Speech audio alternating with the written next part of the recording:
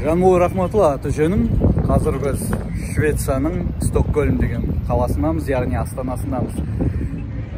Келгеніме бірнеше күн өтті, содан беріне қалаларына аралап жүрмін. Швецияның қалалары өте үлкен емес, кішігірім болып келеді бәрі. Бірақ астанасының өзінде байқағаным.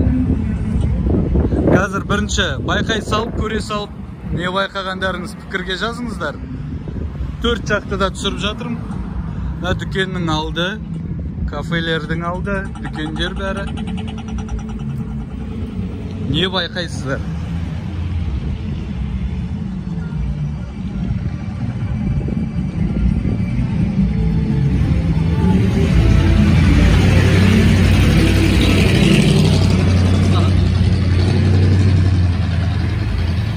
Жарайды, бұл емес, көрсетейін деп атқан.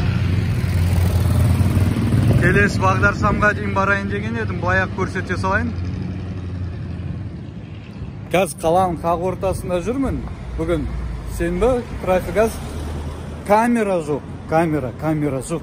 Бұл жақтағы кісілер өздерінің соңынан мемлекеттің, яғни аңдығанын жақсы көрмейді екен, жақтыртпайды екен. Сол үшін камералар қойылатын болса, бірден сындырып тастайды екен.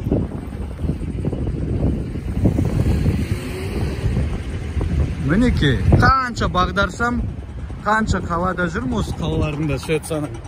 Камера жоқ, сергек деген мүлдем жоқ. Бұл жақта стоп линияны көріп тұрсыз ба? Стоп линия бар, бірақ кетіп қалған, оны бассаң да саған айыппұл жоқ, дымда жоқ. Бұл жақта өз халқын, үкіметі жаңағыдай айыппұлдар салып, ойдан құрастырып, ауадан ақшаларын, халқының ақшасын сормайды екен, тартпайды екен. Сонша таңғалып тұрмын да. Дүкендердің өздерінде алдарында бір-екі камера болады, магазиннің ішінде жүрсең, мүлдем камера жоқ. Біз Қазақстан ислам мемлекеті емеспіз, бірақ зайырлы мемлекетпіз ғой, бірақ халқының көбінісі мұсылман ғой.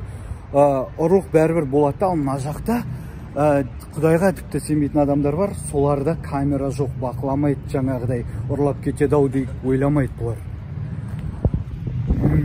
Керемет.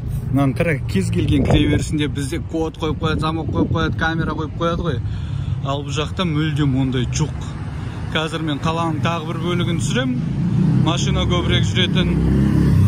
Сол жерде де көресіздер, мына жерде көріп тұрмыз, ешқандай бір камера жоқ. Біздің Алматыда болсын, Кентау кішігірімен туылған қаламның өзінде бірнеше сергек, 20-30 сергек қойып тастады. Ал мына жақ астанасында халқы бұл жақтың кемінде 3000 евро деген $3000 артық, $4000 артық табатын адамдарды билік, мемлекет ақшаларын алмайды айыппұл үшін деп.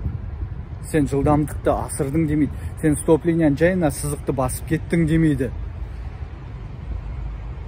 Таңым бар. Міне осындай өзінің халқын ойлайтын мемлекет, билік, үкімет осындай болады. Ауадан ақша жасамайды.